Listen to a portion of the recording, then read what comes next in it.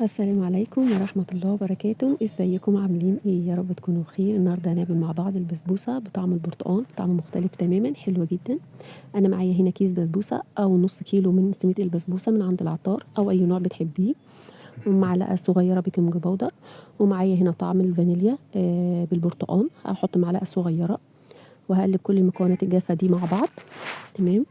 وبعد كده هنزل ب3 معالق من السمنة، اي سمنة عندك، اي نوع بتحبيه، سمنة بلدي، سمنة عادية.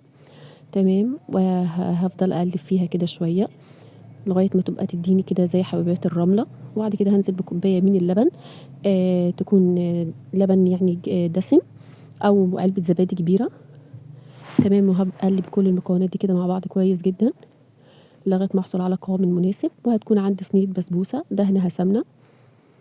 تمام. وده القوام اللي احنا عايزينه. وبعد كده هفضيها على في الصينيه وعلى درجه حراره متوسطه على الرف الوسطاني.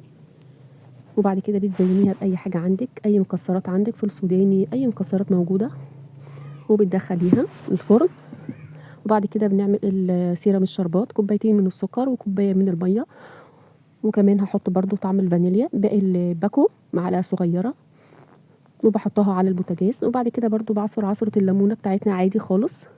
وبعد كده بتطلع وبسقيها بالسيرم الشربات بطعم البرتقال. بجد طعمها حلوة جدا جدا جدا، هايلة. يا ريت تجربيها. كل سنة وانتم طيبين، والسلام عليكم ورحمة الله وبركاته.